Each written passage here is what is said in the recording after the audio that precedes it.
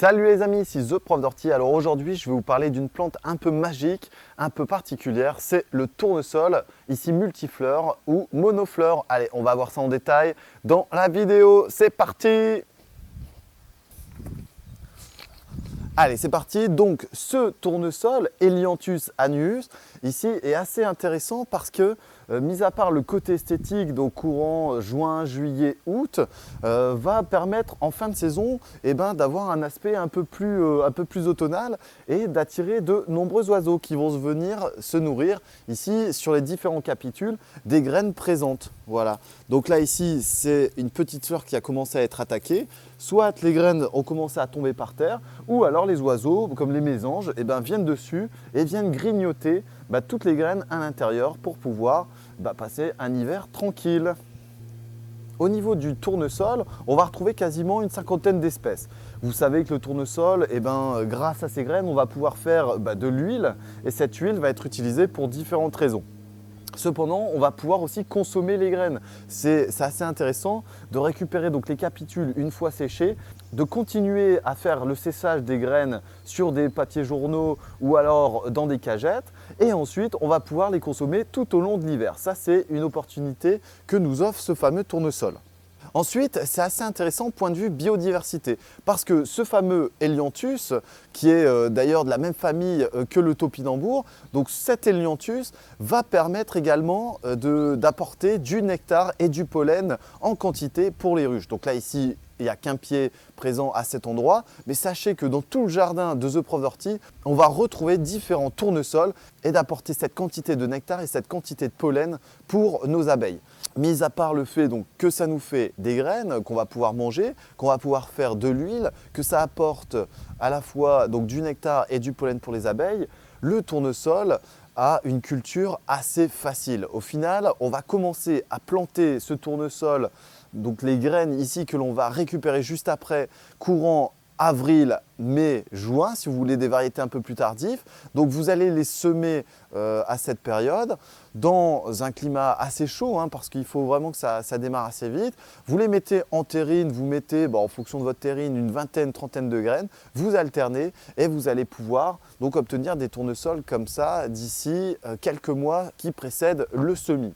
Alors, il faut pour ce tournesol du soleil, il va falloir un apport d'eau conséquent au départ. Donc là ici je favorise le paillage et ensuite on va laisser la nature faire qui fait en sorte que ça se passe très très bien. Donc là ici c'est une variété multifleur. Multifleur, donc on va retrouver différents capitules sur l'intégralité du végétal, mais on va pouvoir retrouver donc des tournesols avec une seule fleur qui vont faire 3 à 4 mètres de haut avec une fleur qui va nous faire une circonférence quasiment de 40 à 50 cm pour les plus beaux. Si vous voulez récupérer donc les graines de tournesol, vous allez attendre que la floraison soit forcément finie parce qu'il faut vraiment une floraison, donc une pollinisation déjà effectuée par les abeilles parce que le tournesol, il s'avère qu'il est bénéfique à la fois pour les abeilles mais qui peut être essentiellement pollinisé que par les abeilles domestiques. Le vent peut faire un petit peu office, cependant vous allez avoir des graines qui vont avorter, c'est-à-dire que vous n'avez aucun noyau à l'intérieur qui va permettre justement la pousse d'une nouvelle plante comme ça l'année prochaine. Donc là ici, on va regarder un petit peu. Les 3/4 sont bien remplis, donc on va récupérer différentes têtes sur ce végétal, sur ce tournesol, et ensuite on va les travailler sur une table et les mettre dans un journal ou alors dans une cagette pour pouvoir les faire sécher et ensuite les réutiliser pour l'année prochaine. Je vous propose qu'on voit ça en détail. Je vais aller couper ici quelques têtes et ensuite on va travailler dessus.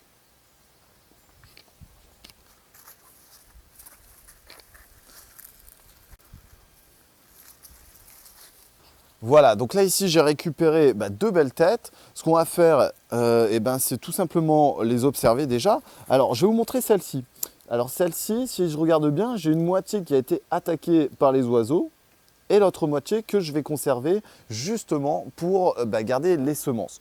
Alors ce que je vais faire, je ne vais pas tout arracher ici non plus parce que vous allez voir que les mésanges ou alors des pigeons, des tourterelles ou d'autres oiseaux vont venir se poser dans le jardin et agrémenter à la fois le côté visuel mais aussi leur permettre de faire des provisions pour cet hiver. Donc là ici, je vais laisser les 3/4 des têtes présentes sur le tournesol et je vais récupérer. Donc ici, c'est quelques cinquantaines, centaines de semences pour l'année prochaine.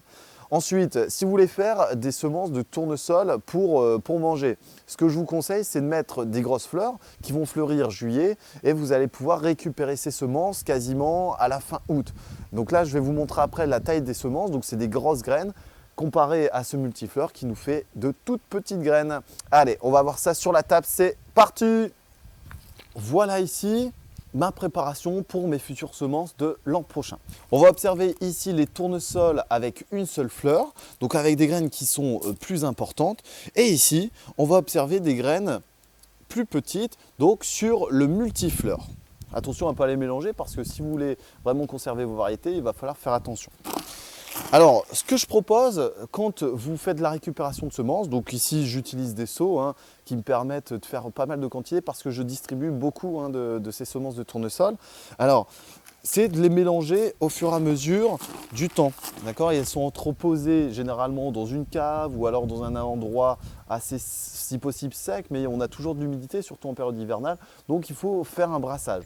Attention aussi, c'est de mettre un petit filet au-dessus pour éviter que les rongeurs ne viennent s'inviter à l'intérieur et faire un petit carnage sur vos semences. Donc là, on a un petit mélange. Voilà. Là, ici, on est bon aussi. Et ce qu'on va faire maintenant, donc avec les têtes qu'on a récoltées, donc je prends par exemple celle-ci. Je vais mettre ça de côté.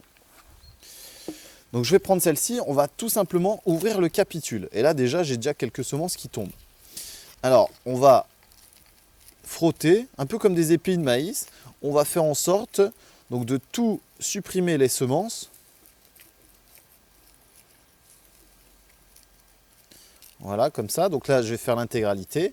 Une fois que ça c'est fait, on va les mettre... Alors, soit on les laisse sur la table un petit peu, comme ça, elles ont le temps un petit peu de sécher. Ou alors, vous les mettez directement, mais là, il faut vous assurer de faire un mélange régulier dans votre seau. Ou alors, vous les stockez un petit peu dans la maison. Généralement, avec l'hiver, on chauffe un peu la maison, l'air est assez sec. Donc, les graines vont naturellement sécher. Et du coup, après, vous pourrez les mettre en petits sachets pour pouvoir soit distribuer, les garder ou les consommer à la maison. Donc là, je vais continuer avec ça. J'en ai un paquet.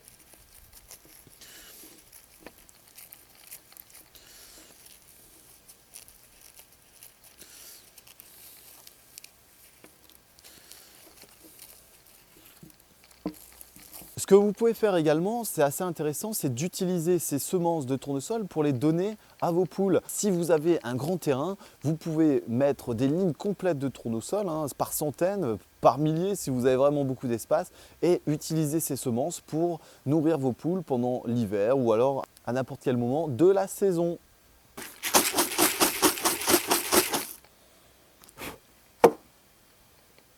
Dans mon jardin, j'associe beaucoup ces tournesols pour faire grimper également des plantes grimpantes, des haricots, arames ou alors d'autres petites cucurbitacées qui vont servir de tuteurs pour ces différentes plantes volubiles. Je vous conseille d'essayer, ça vaut le détour et c'est toujours intéressant d'utiliser cette méthode. Ensuite, ce que vous pouvez faire également, parce que rien ne se perd sur le tournesol, c'est une fois que vous avez supprimé les têtes, une fois que vous avez tout supprimé le feuillage, vous pouvez conserver ces tiges et faire des petits tronçons à mettre à sécher pour pouvoir les utiliser dans vos hôtels à insectes. Alors c'est assez sympa, les petites coccinelles ou les cirfes vont venir nicher à l'intérieur et l'année prochaine, vous avez une garantie de non-pucerons sur votre potager parce que ces coccinelles vont pondre, vont faire des larves. Donc ces larves de coccinelles vont venir manger tous les pucerons dans votre potager. Je vous conseille de faire ça et ça vous prendra que 5 minutes. Et voilà, donc c'était un tuto sur ce fameux tournesol. Essayez, c'est l'adopter. Ça y est, j'ai terminé mon tuto sur le tournesol. Alors n'hésitez pas à planter et à semer ces fameux tournesols, donc Helianthus annuus, qui, vous allez voir, on va retrouver beaucoup de cultivars qui sont assez intéressants pour votre jardin. Je vous laisse partager et liker la page. Vous allez pouvoir vous abonner dans le petit coin là par ici où il y a ma tête. Et ensuite, écoutez, je vous laisse découvrir les autres vidéos de la chaîne. Allez, salut les amis, à bientôt!